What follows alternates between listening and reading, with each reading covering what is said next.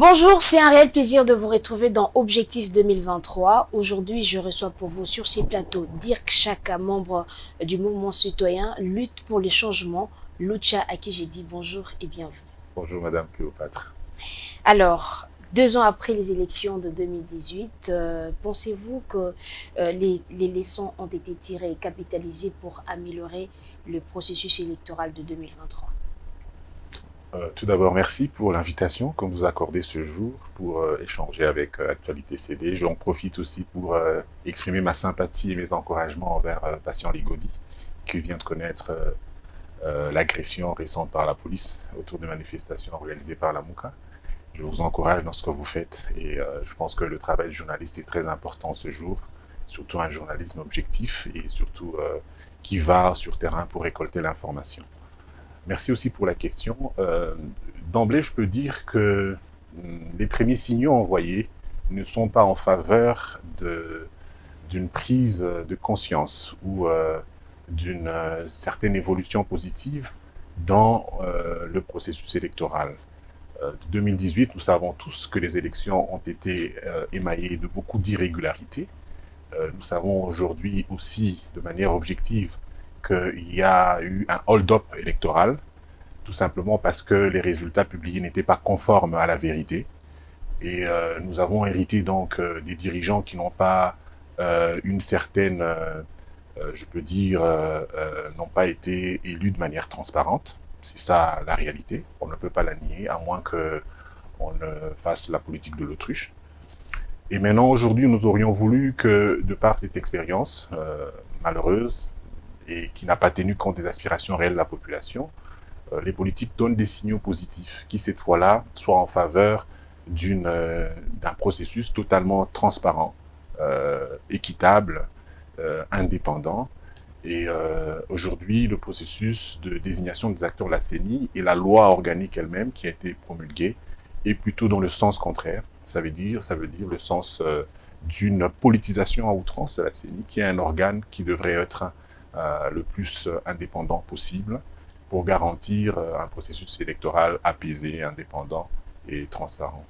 Mais quelles sont aujourd'hui vos craintes par rapport au processus électoral de 2023, partant de tout ce que vous avez énuméré tout à l'heure? La situation est tellement confuse et porte à croire qu'il n'y a pas une réelle volonté de faire de la CENI un organe totalement indépendant de la volonté ou alors des dictats des politiques. La dépolitisation de la CENI voulue était un moyen de tirer les leçons d'une politisation, d'une CENI qui était totalement entre les mains des gouvernants, c'est-à-dire d'un camp politique qui était au pouvoir, et faire de cette CENI un instrument de cohésion d'un processus indépendant, un garant de la confiance dans le processus.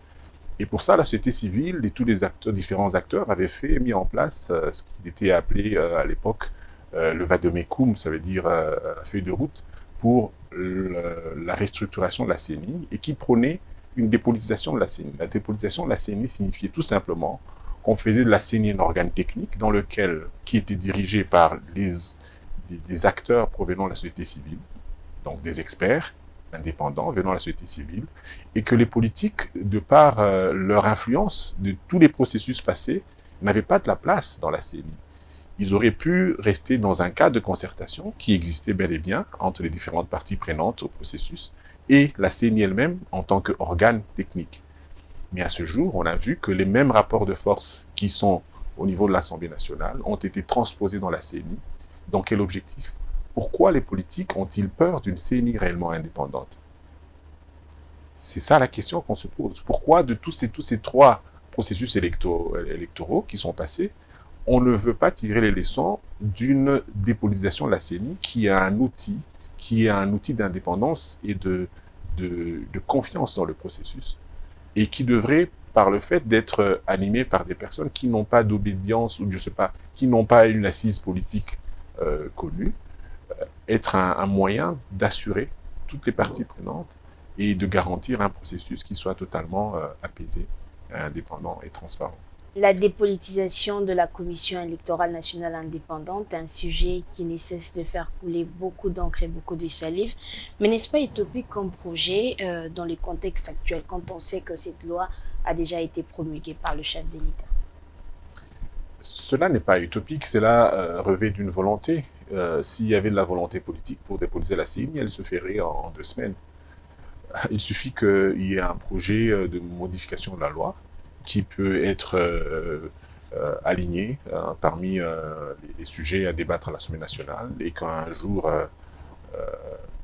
ce sujet soit débattu à l'Assemblée, la loi serait Vous modifiée. pensez que ça serait possible de modifier une loi déjà, la loi de la CENI déjà promulguée à ce stade? Oui, elle peut être modifiée. Toutes les lois sont modifiables. À partir du moment que le processus de modification de la loi est respecté, que l'Assemblée nationale, il existe un projet de rectification ou de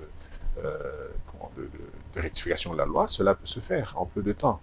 Si les députés le veulent et qu'ils étaient réellement animés d'une volonté de voir une CENI qui rassure tout le monde, qu'un processus indépendant, qu'il n'y ait pas une majorité qui veut contrôler à tout prix la CENI, qui veut contrôler la volonté, l'action, tout ce qui se passe au sein de la CENI, cela pourrait se faire en très peu de temps.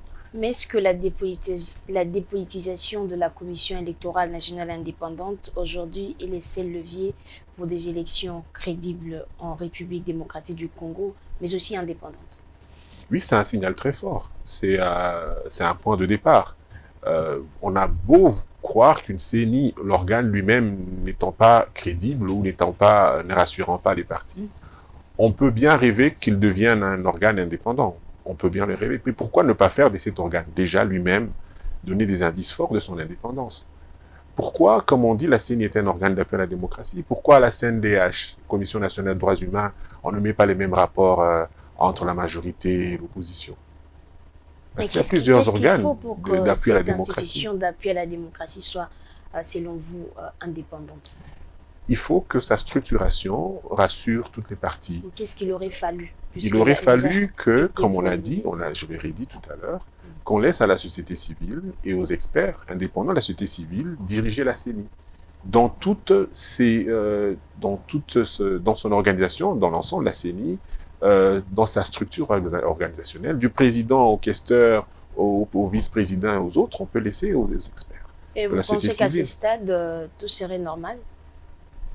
Oui, quand on sait que la société civile, elle aussi, a des accointances avec différents partis politiques? Ben oui, je pense que la société civile, comme vous avez dit, il existe une société civile avec des accointances. Il y en a aussi des experts, des personnes avec des profils tout à fait respectables dans la société civile, qui peuvent assurer une certaine transparence, une certaine indépendance, mais aussi un sérieux comme dirigeant dans la CENI. Je préfère bien qu'il y ait ces hésitations sur un acteur de la société civile, sur le fait que, bon, on s'est dit qu'il est proche de tel camp, mais je voudrais bien que ce soit l'ensemble de l'organe, de l'exécutif de la CENI, qui ait des rapports entre acteurs, entre experts et délégués des différentes organisations de la société civile, et qui servent à équilibrer les tendances, que d'emmener des politiques venant des groupes politiques, même si les acteurs politiques prétendent qu'ils n'auront pas d'influence. On sait. Vous parliez de tirer les leçons du passé. Ce sont ces leçons du passé. Sommes-nous une société apprenante? Et avons-nous suffisamment de courage pour avancer, pour tirer des leçons des échecs passés? C'est ce que nous ne voyons pas. Les acteurs politiques refont la même chose et veulent nous faire croire qu'ils ont une volonté différente. Mais est-ce qu'en son temps, vous avez eu à proposer ou à faire des recommandations avant l'adoption et promulgation de cette loi sur la CENI? Oui, nous faisions partie des équipes de la société civile qui avaient réfléchi autour de la feuille de route sur la réforme de la CENI. Les propositions ont été faites et portées par différentes organisations de la société civile. Cette feuille de route existe, elle a été présentée à l'Assemblée nationale. Malheureusement, ces recommandations n'ont pas été suivies. Dans le même cadre, nous avons constaté que des réformes ont été faites qui sont tout à fait contraires à ces attentes, même si il y a eu 1 ou 2 aspects qui ont été pris en compte. Alors, vous avez concocté et présenté un agenda citoyen pour baliser les chemins des élections de 2023. En quoi consiste-t-il?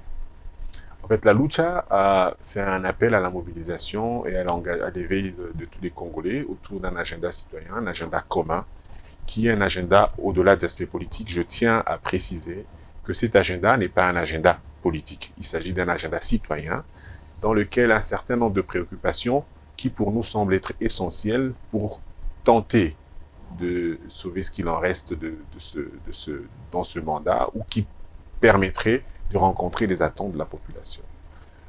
Dans cet agenda citoyen, 4 points ont été retenus essentiellement. Le premier point concernait la CENI, la mise en place d'une CENI indépendante pour qu'on arrive à un processus électoral totalement transparent, apaisé, et des élections qui se tiennent dans le délai constitutionnel, ça veut dire en 2023, tel que le prévoit la Constitution.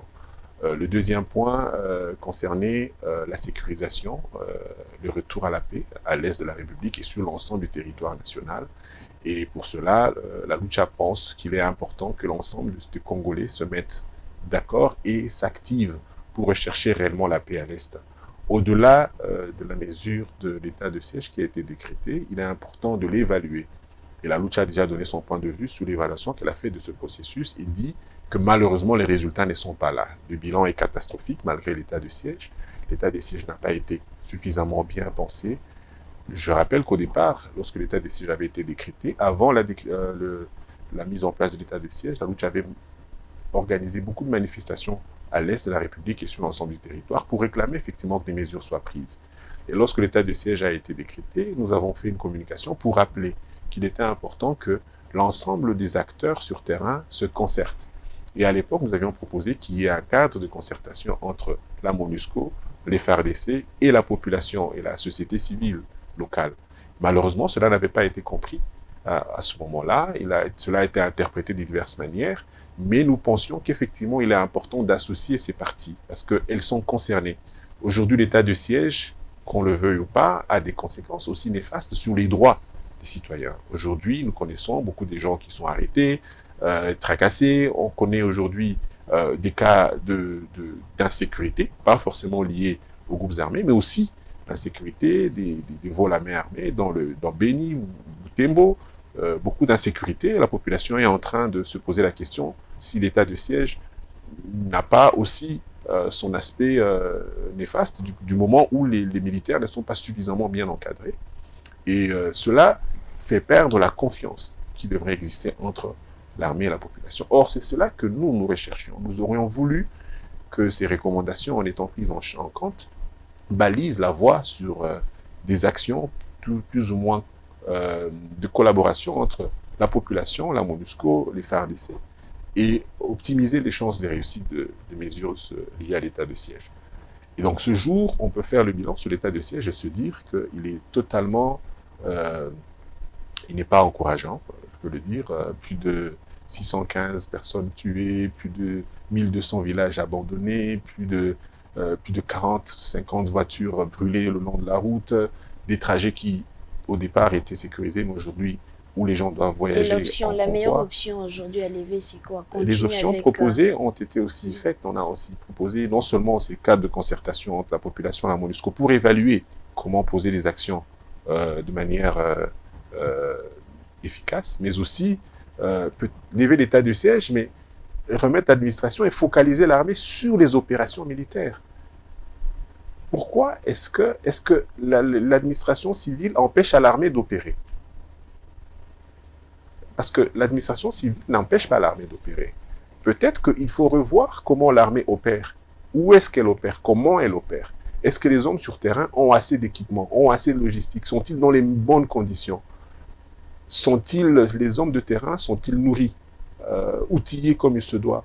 Est-ce qu'ils ont leur ration? Est-ce qu'ils ont les munitions? Est-ce qu'ils ont assez d'informations? Est-ce que les moyens débloqués arrivent au front, arrivent auprès de ceux qui combattent? Et ça, c'est un aspect de l'agenda citoyen, donc la sécurisation. Il y avait un autre point très important qui est la réduction des trains de vie des institutions, qui est un scandale dans notre pays où on prétend ne pas avoir suffisamment de revenus et où 40% au plus du revenu national est consacré au fonctionnement des institutions politiques. des dépassements à la présidence de plus de 100%, 200, 300 trimestriellement. On a l'Assemblée nationale des députés qui sont à 7 000, 8 000 dollars le mois. On a la présidence des conseillers qui sont dans la même tranche, si pas plus, à 10 000 dollars et plus. C'est indécent. C'est indécent si on sait que l'enseignant, aujourd'hui, on lui promet 250 dollars et on se dit que c'est un exploit. On le promet aux militaires, je ne veux pas parler des militaires, vous savez leurs conditions, combien elles touchent. Comment un pays qui se veut être un pays d'équité peut fonctionner comme ça? Nous avons des voyages, vous savez, nous en sommes à combien depuis que ça a commencé, depuis le mandat actuel? Et qu'est-ce que ça rapporte? Combien ça coûte? On va plus se focaliser sur un des points de cet agenda qui est le processus électoral. Oui, je vais terminer, si vous permettez. Le dernier point, je parlais du processus de la réduction de train de vie des institutions, et nous pensons qu'il est important de drastiquement réduire le train de vie des institutions. On ne peut pas donner aux députés l'argent pour les lunettes parce qu'ils doivent lire une loi qu'on a déposée à l'Assemblée. Ils ont une prime lunette. Est-ce que vous en comprenez quelque chose? Parce qu'ils doivent lire, ils doivent faire leur travail. Si ils ont dépassé quelques heures, on a une prime d'assiduité. Vous comprenez? C'est vraiment indécent. Si on doit acheter des cartes biométriques pour les élèves à 2 500 000 dollars, alors que dans nos provinces, il n'y a pas d'école. Il y a des indécences qui doivent nous choquer. En tant que population, en tant que citoyens, si nous étions vraiment passionnés par ce pays, il y a des interpellations qui devraient être directement adressées aux gouvernants et la population devrait être suffisamment mobilisée. Surtout les intellectuels, les jeunes, tous ceux qui ont une compréhension quand même rationnelle de la gestion de la chose publique devaient quand même être interpellés. Et enfin, le dernier point, c'était l'indépendance de la justice, c'est mettre fin à l'instrumentalisation de la justice. Et on connaît la caporalisation des institutions. L'Assemblée nationale est tout à fait caporalisée. On ne sait plus dans quoi est-ce qu'ils sont. On empêche aux députés de débattre. On voit les assemblées provinciales qui, chaque jour, ne sont pas fonctionnelles. Tout ça rime à un pays totalement mal gouverné et à une incohésion, un manque de cohésion nationale. Et malheureusement, ce n'est pas des choses qui augurent des jours meilleurs pour la population. Vous avez parlé aussi de l'indépendance de la justice. Avez-vous l'impression que la justice aujourd'hui peut jouer un rôle d'arbitre? Elle devrait. Ben, malheureusement, comme par le passé, la justice continue à être un bras séculier du pouvoir. On ne peut pas se leurrer. Aujourd'hui, dans les provinces sous état de siège, combien de gens sont traqués par la justice? Si au moins c'était des acteurs des groupes armés ou les restes, oui, c'est avec raison. Mais si on traque les populations, qu'est-ce qu'elles ne peuvent plus manifester, elles ne peuvent plus s'exprimer. Le cas de la lucha, nos militants sont en prison parce qu'il y a une organisation qui, par son influence, a décidé ainsi. Et nous voyons, le président le dit de temps en temps que la justice n'est pas indépendante. Et malheureusement, il le dit aussi que de temps en temps, il y a eu des gens proches d'élus qui ont influencé ou qui ont tenté d'influencer la justice. Qu'auriez-vous souhaité à la place? Nous aurions voulu souhaiter que la justice soit indépendante réellement, qu'elle rende justice autant pour les gens de l'Union sacrée qui appellent à la violence, qu'on les interroge, autant les membres de la majorité qui détournent qu'on les interroge, qui répondent à la justice. Autant que la justice élève une nation, comme on dit, mais il faut qu'elle soit suffisamment indépendante et impartiale. Et dans notre pays, on le voit, elle a un outil d'élimination des adversaires politiques, elle est davantage tournée vers les tendances qui ne sont pas toujours, qui ne partagent pas les points de vue de la majorité, et pour le reste, c'est assez cosmétique. Et donc, nous aurions voulu que cette justice soit assez forte, qu'elle soit indépendante, qu'elle concerne autant les premiers responsables des institutions que le simple citoyen. Aujourd'hui, notre justice... Vous pensez qu'il y a toujours possibilité qu'elle soit ici? Elle devrait l'être. Ça devrait être le premier chantier de la République. Autant que la sécurité, autant que une éducation de qualité. C'est ça la mission pour laquelle, normalement, les acteurs politiques ou les gouvernants sont élus. Du moment qu'ils sont élus, ils sont porteurs des projets pour répondre à ce genre d'aspiration, à ce genre de défis. On ne peut pas se plaindre indéfiniment d'avoir une justice qui sert vos intérêts et qui n'est pas indépendante, et en même temps dire que cette justice est en train de faire son travail. Mais que dire du Parlement avec ses deux chambres? L'institution est-elle aujourd'hui la voix de son maître ou pensez-vous qu'il est meilleur qu'à l'époque de Joseph Ah non, Kabila? il n'y a pas pire, il y a une caporalisation à outrance.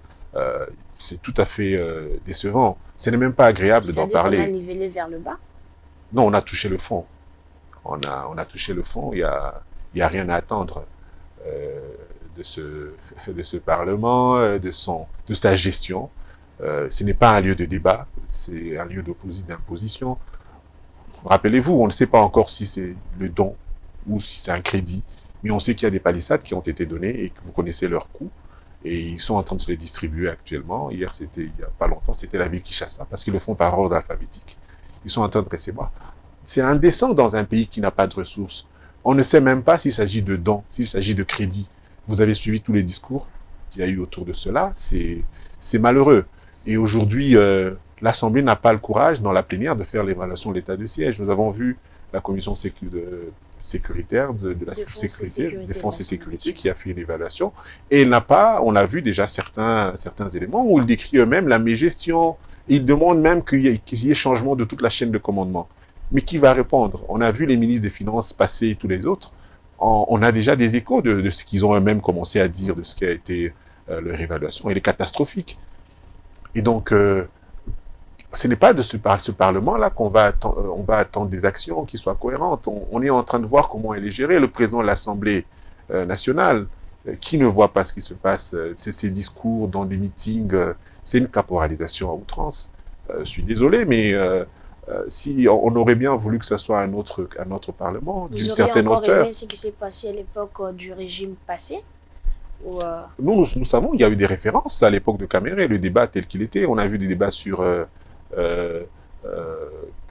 comment on appelle ça encore, le cas des Moulengue et les autres qui sont passés à l'époque de Caméré, qui ne suivaient pas l'Assemblée nationale et pas à cette époque-là, où les débats étaient autorisés, où les points de vue, des chocs des idées jaillissaient la lumière. Aujourd'hui, c'est devenu un outil tout simplement de régulation d'une certaine volonté politique qui malheureusement passe par un groupe des groupes d'influence qui empêchent à d'autres de s'exprimer. Et c'est comme ça que ça marche. L'Union sacrée a été conçue dans cet imbroglio. On sait par quelle méthode, pas du tout catholique. Et donc, ça continue comme ça. C'est ça le Parlement que nous avons aujourd'hui. Et malheureusement, il n'est pas le reflet de l'attente de la population. alors revenons un peu sur l'un des points abordés dans cet agenda citoyen que vous avez rendu public récemment. On vous a vu marcher aux côtés de politiciens dans le cadre des manifestations qui se sont déroulées dernièrement à Kinshasa. N'est-ce pas un mélange dangereux de rôles? Alors, je rappelle, pour préciser les choses, la Lucha a lancé l'agenda citoyen avant toutes ces initiatives. Et donc, il y a eu plusieurs regroupements qui ont adhéré, qui ont donné leur accord à cet agenda. Ils ont clairement dit publiquement, et d'autres pas publiquement, qu'ils étaient tout à fait d'accord avec les points inscrits dans cet agenda et que ces différentes organisations allaient accompagner ou être disponibles pour les initiatives qui seront prises par la Lucha. Et donc, la Lucha, en lançant cela, nous avons fait des manifestations. La Lucha a fait des appels à manifestation à l'Assemblée nationale. Il y a eu 2 sit-ins qui ont été organisés pour effectivement demander qu'une dépolitisation de la CENI soit effective. Nous avons fait des propositions et aux églises et à l'Assemblée nationale. Et en passant, je peux vous dire que nous avons transmis aux confessions religieuses des propositions pour la résolution de cette question. Aujourd'hui, on dit que les confessions religieuses n'ont pas de choix d'arriver à un consensus. Ce n'est pas vrai. C'est tout simplement parce que la loi telle qu'elle a été faite, elle est porteuse elle-même des germes de conflits. On est aujourd'hui dans une situation telle que ils sont obligés de trouver un seul délégué, alors qu'on sait qu'il y a des divergences au niveau de l'assemblée des confessions religieuses pour l'indépendance de la personne qui sera désignée. Et on sait par le passé combien certaines confessions ont été utilisées par le pouvoir pour désigner des acteurs qui étaient portés par le pouvoir. Et c'est cela qui est le piège dans cette loi organique. Si les confessions religieuses avaient 3 délégués, je donne un exemple, à l'Assemblée, au bureau de la CENI, et qu'elles devaient désigner 3 délégués, il n'y aurait pas tout ce conflit. Si sur les selon 7, vous, ces conflits viendraient d'où? c'est un piège lié à la loi organique. On a donné un seul délégué à la société civile comme étant membre du bureau. Et ce délégué devrait être le président de la CENI. Et donc, on a focalisé toute l'attention de la désignation de cette personne sur un seul délégué que toutes les confessions doivent désigner. Et je disais, donc, si on donnait à la confession religieuse la possibilité d'avoir 3 délégués, il serait donc possible qu'elles se réunissent. On n'assisterait pas à un manque de consensus sur ces blocages qu'on observe. Et je le dis, et pour expliciter l'idée de la dépolitisation, parce qu'on a fait des propositions claires. Sur les 7 membres du bureau, si on laissait les 7 membres venir de la société civile, et que les confessions religieuses devaient désigner 3 membres, et que les autres organes de la société civile en désigneraient les 4, on aurait 7 membres qui seraient peut-être déjà désignés ce jour. On créerait un cadre de concertation qui existe déjà de par la loi précédente, entre les acteurs politiques et la CENI, qui serait consulté par cet organe, l'exécutif de la CENI, pour leur faire part des différentes résolutions qu'ils ont prises et prendre leur point de vue. On n'en serait pas là aujourd'hui, mais on a fait de telle sorte que les confessions se retrouvent coincées avec un délégué. C'est ce délégué-là. Pourquoi est-ce qu'il y a tension entre tous ces délégués? Parce qu'il est le seul qui va être comme le répondant de la société civile au sein du bureau de la CENI. Tous les autres 6 délégués sont des politiques, qui viennent des partis politiques. Et donc, il y a un besoin d'avoir suffisamment de garanties que cette personne est suffisamment indépendante, experte et crédible. Et donc, ça accroît l'attention sur ce choix, et ce qui emmène effectivement à ces difficultés de consensus. Visiblement, les confessions religieuses ont échoué dans leur mission des désignations de leurs représentants à la Commission électorale nationale indépendante, mais certains observateurs estiment que finalement, on devait laisser ce rôle au ministère de l'Intérieur d'organiser les élections. Êtes-vous d'avis? Que pensez-vous de la gestion des assemblées provinciales par le ministère de l'Intérieur? Vous voyez ce qui se passe, non? Pouvons-nous faire confiance au ministère de l'Intérieur s'il n'est pas déjà en mesure de faire respecter la loi dans la gestion des assemblées provinciales? Il faut que nous puissions avoir le courage de faire des réformes qui font avancer le pays. La CENI n'est pas une mauvaise chose. C'est sa composition, c'est la manière dont les politiques veulent s'en servir qui pose problème. Il faut assurer son indépendance et pour le faire, tenir compte des expériences passées et évoluer, avancer, faire des réformes qui tiennent en compte le besoin de tirer les leçons du passé. Et c'est ce que nous avons proposé. Cette dépolitisation est un acte de courage. Beaucoup de gens n'y croient pas. On a même vu plusieurs débats, on a débattu avec plusieurs personnes, même certains acteurs de la CENI qui vous disent clairement que la CENI, d'après eux, est une instance hautement politique. En fait, ils l'ont défini comme ça, en fait. Ils en ont fait un outil des politiques pour pouvoir sauvegarder leur propre pouvoir contrôler la désignation des personnes élues, pouvoir en faire un outil de conservation du pouvoir. La CENI, ce n'est pas ça son rôle. C'est un organe technique d'organisation des élections. C'est à la population de faire le choix. Mais aujourd'hui, on a fait de la CENI un organe de désignation des acteurs. Et c'est pour ça que ce combat pour garder son contrôle persiste. Et donc, nous aurions voulu que ça ne soit pas le cas. Et donc, pour revenir à votre question, nous pensons qu'organiser la CENI de manière indépendante est un signal fort, est une marque de la volonté que le pouvoir afficherait de pouvoir organiser cette fois-là des élections crédibles en 2023. Et comme je le disais, je ne vais pas parler pour les églises. Peut-être ce n'est pas dire qu'elles ont échoué, mais elles ont été mises dans une condition difficile, extrêmement difficile de faire le choix. Et je le répète, par le passé, des églises ont été utilisées pour faire passer des candidats du pouvoir. Rappelez-vous, cas Malou Malou, l'église catholique n'a jamais reconnu sa désignation. Pourtant, elle a été portée par d'autres églises. Rappelez-vous le cas Corneille Nangaa. C'est pareil. Et donc, les églises ont tiré aussi des leçons de ces expériences passées où on a instrumentalisé certaines confessions religieuses pour faire passer des candidats du pouvoir. Et cette fois-là, ils ont essayé de faire l'effort de ne pas se laisser piéger. Et c'est ce qui bloque le processus. Parce qu'elles ne veulent pas que demain, on puisse encore leur faire endosser les choix des acteurs qui, à la fin, vont démontrer leur dépendance vis-à-vis du pouvoir. Vous voulez des élections dans les délais d'une part, de l'autre part, une CENI fortement dépolitisée, n'est-ce pas contradictoire? Totalement dépolitisée. Ah non, mais comment ça contradictoire? Pensez-vous qu'une CENI indépendante n'organiserait pas les élections dans les délais? Ça serait ça sa mission, effectivement. Si une CENI est indépendante, on fera confiance à son calendrier, à son processus, à l'ensemble des processus qu'ils mettront en place pour organiser les élections. Et cette CENI organisera les élections en respectant la Constitution, parce qu'elle ne se permettrait pas de prendre des mesures qui violeraient la Constitution. Elle aurait donc une tâche ardue, mais une tâche totalement accessible à sa portée, si elle est constituée des technocrates et des gens totalement dévoués à la cause de l'indépendance de la CENI, pour organiser un processus électoral qui soit le plus transparent et le plus apaisé possible. Donc, une CENI indépendante n'est pas contradictoire, n'est pas un obstacle à l'organisation des élections dans le délai. Je voulais insister sur un fait parce que vous l'avez relevé. Et donc, je parlais de l'agenda citoyen qui a été un agenda qui a été initié par la Lucha. Et à cet agenda, les groupements politiques et les personnalités, et même des citoyens lambda, ont accepté d'adhérer à cet agenda. Et des actions ont été menées et d'autres personnes ont accepté de répondre à l'invitation autour des actions qui ont été menées, des actions pacifiques pour exiger l'indépolitisation de la CENI. Alors récemment, la MOUCA a lancé l'appel à la mobilisation pour ces manifestations. Et il est tout à fait normal que eux-mêmes ayant adhéré à cet agenda et ayant opté et porté le combat sur la dépolitisation de la CENI, il est tout à fait normal que nous puissions, en tant que citoyens, participer à une activité qui est dans le même cadre que notre agenda citoyen et qui est, au fait, une action qui s'inscrit dans les mêmes types d'actions que nous avons nous-mêmes à mener autour de la dépolitisation de la CENI. Et cela peut venir d'une autre organisation. Ça peut venir de la... Si un jour l'Union Sacrée avait une idée lumineuse de vouloir dépolitiser la CENI et qu'elle appelait une mobilisation, ça serait tout à fait normal que la Mais Lucha... quels sont vos rapports avec la MOUCA et les FCC?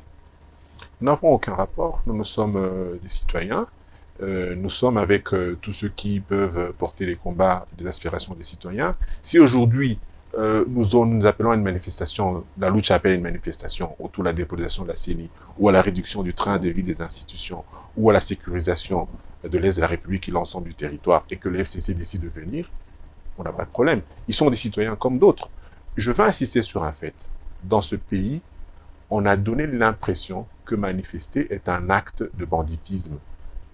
On a fait croire, la plupart des intellectuels, des jeunes, que manifester est un acte incivique. Non, c'est l'expression de notre citoyenneté. C'est l'expression de nos revendications et cela est garanti par la Constitution. Dans d'autres pays, les gens les plus instruits sont dans la rue. Les professeurs d'université, les médecins, les avocats font partie de ceux qui mènent des contestations autour d'un sujet d'intérêt commun. Dans notre pays, beaucoup de gens restent chez eux avec cravate, avec leur titre, et ils espèrent qu'il y ait quelques koulounas qui vont sortir dans la rue pour aller combattre pour des élections transparentes. On vous vole les élections, on nous vole, nous les citoyens, les élections, et tout le monde reste chez lui en espérant qu'il y ait quelques badauds qui vont aller dans la rue pour manifester. C'est de l'irresponsabilité citoyenne. C'est comme ça que moi je l'appelle. C'est une irresponsabilité citoyenne. Pour avoir des bons dirigeants, il faut avoir des bons citoyens.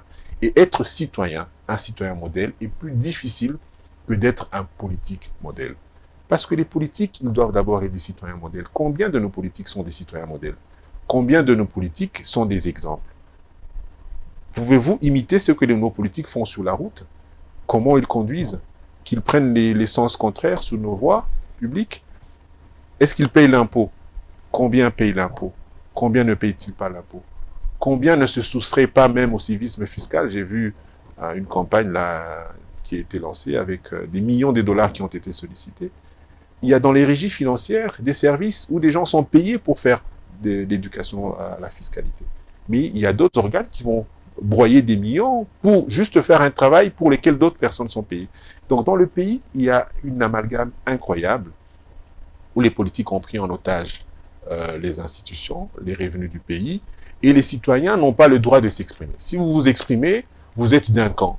Il n'y a plus donc de l'intérêt général. Les gens ne peuvent plus parler de l'intérêt général. Si nous parlons de la réduction des trains de vie des institutions, j'aimerais bien, parce que bientôt la loi de finances sera sur la table, la Lucha va faire des propositions concrètes. Nous pensons, par exemple, qu'il faut que tous les émoluments soient à une proportion de 1 à 10. Si aujourd'hui on dit qu'un militaire à un salaire de 100 $.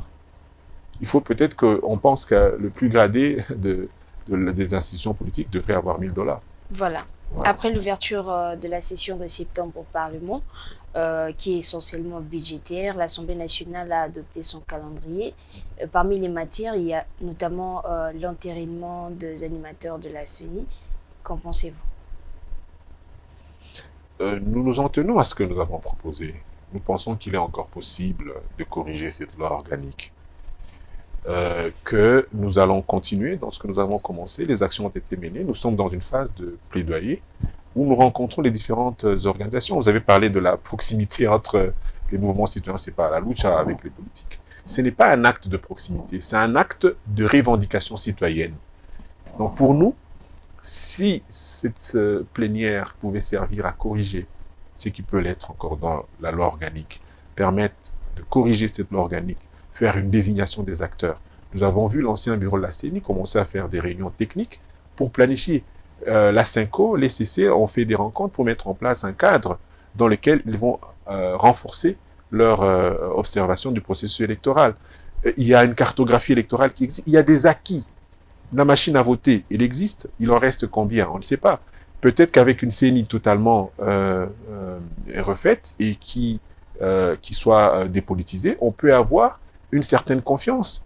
Et on peut arriver à utiliser ces machines à voter cette fois-là pour des élections qui soient les plus inclusives et les plus apaisées possibles.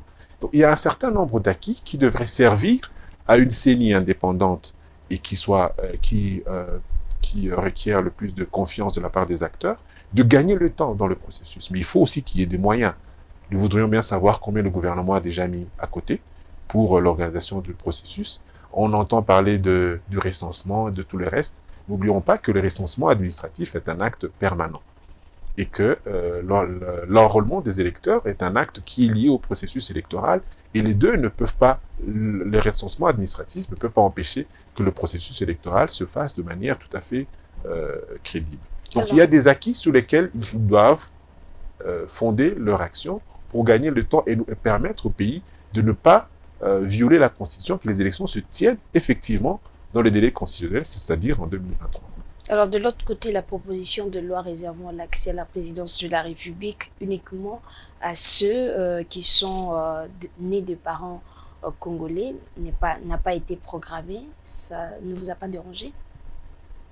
Non, on n'a pas été dérangé parce que nous pensons que effectivement cette loi est assez, elle est assez clivante. On a vu beaucoup de débats qui ont eu lieu autour de cette proposition de loi. On a constaté que l'Assemblée nationale ne l'a pas prévue. Ils savent pourquoi. Donc, quelque part, ça vous arrange. Pour l'instant, même si ça on ne sait nous que arrange pas. ces calendriers restent ouverts, comme on l'a dit. Oui, quand on dit ce calendrier reste ouvert, ça veut dire qu'ils peuvent l'inclure à tout moment. C'est leur jeu politique. Ça ne nous arrange pas ou bien ça ne nous déplaît pas parce que nous pensons qu'il est de la responsabilité encore une fois, des acteurs politiques de tirer les leçons du passé. Qu'est-ce que ça nous apporte, cette loi? Qu'est-ce que cette loi nous fait perdre? Est-ce qu'elle améliore la cohésion nationale? Est-ce qu'elle nous fait perdre la cohésion nationale? Il est bien de protéger les institutions, mais il est encore mieux de les protéger contre leurs propres acteurs. Aujourd'hui, ceux qui dilapident les caisses de l'État, ceux qui sont en train de faire de la gabegie financière, ce sont des Congolais de père et de mère, comme on le dit souvent. Est-ce que le simple fait de faire de la loi, de mettre cette loi en place, est une garantie pour avoir des acteurs politiques plus responsables? Est-ce qu'il n'est pas question de se demander pourquoi ceux qui sont là déjà aujourd'hui ne le sont-ils pas suffisamment? Et donc, il faut situer la question sur plusieurs niveaux. Quels sont les types d'acteurs que nous avons? Sont-ils des bons citoyens simplement? Sont-ils des exemples, qu'ils soient de père ou de mère congolais ou pas? Donc la question se situe ailleurs. Nos institutions sont sous la prédation des Congolais. D'autres issus de père ou de mère, d'autres pas issus de père ou de mère, d'autres étrangers. On a donc même le commerce. Parlons de l'économie aujourd'hui. Est-ce qu'elle est dans les mains des Congolais? Tous ces étrangers qui vendent, qui revendent, qui ont pris l'économie en main, sont-ils des Congolais? Ce sont les étrangers qui passent les marchés pour faire les cartes biométriques à 2,5 millions, 2,5 millions avec des firmes étrangères pour des cartes biométriques qui ne peuvent servir pas à grand-chose à un enfant qui n'a pas une table dans sa classe, qui n'a même pas d'école, où ils étudient dans des pailles. Est-ce que c'est une question de l'origine de ce qui passe ces marchés, ou bien de l'irresponsabilité? On le voit sur plusieurs aspects, et donc il faut situer les problèmes. Et chez nous, on a beaucoup de faux fuyants. Il y a beaucoup de problèmes qu'on tente de résoudre qui n'en sont pas des problèmes réellement. Et on évite de résoudre des vrais problèmes, des questions profondes, des questions sur l'équité, sur la répartition des richesses, sur les salaires des policiers, des militaires, des enseignants. Ces questions, on ne les résout pas. On a posé au chef de l'État la question sur son salaire. Il ne l'a pas dit. Nous ne savons pas comment il paye ses impôts. Il y a aussi la loi électorale qui doit être débattue. Ici, que voulez-vous comme préalable pour des élections apaisées ou crédibles en 2023? Nous sommes en train de travailler autour des propositions sur la loi électorale, mais d'emblée, vous savez ce qui a été proposé depuis les dernières élections sur la question de retour à deux tours de scrutin électoral. Nous pensons aussi, ça a été l'un des engagements pris par les chefs de l'État, mais aussi de différents acteurs, que le processus électoral à deux tours est un moyen de renforcer la légitimité des élus et permettre effectivement que des alliances se fassent au cas où le président de la République n'est pas élu avec suffisamment de voix, et que cela pourrait renforcer les alliances d'une part, mais que cela pourrait aussi permettre que les citoyens se sentent pris en compte. Tous les citoyens se sentent pris en compte dans leur choix des acteurs politiques dans les élections à venir. Donc ça, c'est une question qui pourrait peut-être être remise sur la table. On ne sait pas si cela sera pris en compte, mais on espère qu'on pourrait revenir peut-être à deux tours. Il y a aussi d'autres questions qui pourront faire l'objet de discussions. Nous allons essayer de faire ces propositions aux différents acteurs, comme société civile, et discuter avec les autres acteurs de la société civile pour se mettre d'accord sur un certain nombre de lignes rouges à ne pas franchir pour que nous ne puissions pas aggraver la situation de notre processus électoral, mettre en place une dynamique. Ces lignes rouges à ne pas franchir, c'est quoi? Non, ces lignes rouges, ça veut dire qu'il y a des réformes dans la loi électorale qui mériteraient d'être faites pour renforcer la confiance et la cohésion dans le processus électoral. Mais il y a aussi des choix qui pourraient être faits qui peuvent emmener à davantage de fractures ou alors à davantage de crises dans le processus électoral. Parlons de la question du seuil. Peut-être qu'elle devrait être revue. Comment faire pour qu'il y ait davantage de jeunes qui soient candidats aux élections? Faudrait-il ouvrir la possibilité de candidature des indépendants, comme ce fut les cas dans les lois électorales passées? La question de seuil, faut-il maintenir le seuil à ce même niveau? On a parlé de la question comment ils appellent ça, la caution. Est-ce que la caution va-t-elle rester la même? Va-t-elle augmenter? La question nous voyons dans notre loi électorale, par exemple, parler comment on appelle ça, le casier judiciaire de certains candidats. Est-ce qu'aujourd'hui le casier judiciaire est respecté? Est-ce que les documents de nos candidats sont authentiques? Nous parlons des documents académiques, on a des anciens seigneurs de guerre, on a plusieurs choses qui doivent être revues dans cette loi, mais surtout qui doivent... Et la priorité des priorités, c'est quoi? Bon, il y a plusieurs priorités. Je ne pourrais pas dire d'emblée qu'il y a une seule priorité. Il y a plusieurs aspects dans la loi organique qui doivent être rencontrés pour permettre effectivement d'améliorer notre processus électoral, de le rendre plus inclusif, de le rendre plus transparent, de faire que les normes d'accession au pouvoir et les processus de candidature soient le plus accessibles aux citoyens et que cela garantisse aussi un processus électoral tout à fait inclusif et un processus apaisé dans l'ensemble. Ça sera ma dernière question. Pensez-vous que les élections de 2023 sont tenables à ces stades? Ah oui, c'est un devoir. Les élections doivent se tenir en 2023. C'est une obligation constitutionnelle. Ce n'est pas de ma volonté à moi, c'est la Constitution qui a fixé le mandat à 5 ans. Nous devrons éviter de retomber dans les erreurs du passé. Ceux qui sont au pouvoir aujourd'hui étaient dans l'opposition. Ils ont fait des marches, ils ont fait tout ce qu'ils ont fait pour exiger que la loi, la Constitution soit respectée, qu'il n'y ait pas un troisième mandat et qu'il y ait aussi le respect du délai constitutionnel dans l'organisation des élections. Nous espérons que cette fois-là, ils ne vont pas oublier leur propre passé tout récent et qu'ils vont tenir à respecter la Constitution, mais davantage à permettre que le processus électoral soit indépendant, apaisé et il soit inclusif. Que nous ayons une CENI totalement indépendante. Et je voudrais rappeler une chose très importante, parce que vous l'avez dit, être acteur dans un mouvement citoyen ne fait pas de vous un acteur politique. Et je le répète, pour avoir des bons politiques, il faut avoir des bons citoyens. Il faut commencer par former davantage de Congolais à la citoyenneté, à l'engagement citoyen, autour des revendications qui vont au-delà des intérêts personnels, pour garantir à tout le monde d'être un acteur de changement. Et ce changement doit être bénéfique au plus grand nombre. On n'a pas besoin d'être forcément ministre, député, mais on peut être un citoyen qui se soucie et qui lutte chaque jour pour que la salubrité soit respectée dans son quartier, pour que les enfants aillent à l'école dans des bonnes conditions, pour que la sécurité revienne à Kananga, à Chikapa, à Goma, à Beni, à Butembo, sans que forcément vous ne soyez originaire de ce territoire. Parce qu'aujourd'hui, aucun Congolais ne voudrait vivre dans les mêmes conditions que ceux qui vivent sous l'emprise des groupes armés et qui sont massacrés à longueur de journée. Il faut qu'on fasse ce sursaut-là, citoyen, pour arriver à mettre au-dessus de tous nos intérêts partisans l'intérêt général. Et c'est par ce moyen-là que nous allons produire des politiques plus engagées, des politiques plus à même de répondre à nos aspirations, des politiques qui ont réellement le souci de l'évolution des Congolais, de tous les Congolais, et non pas des politiques, faire de la politique pour être un moyen d'enrichissement personnel, un moyen d'accession aux ressources de l'État pour satisfaire à ses propres ambitions. Voilà, un petit mot pour clôturer. Alors, pour clôturer, je veux dire que nous vous remercions d'abord pour cette invitation. Merci. Nous espérons que nous aurons d'autres occasions pour éclairer, répondre à certaines préoccupations. Avec plaisir.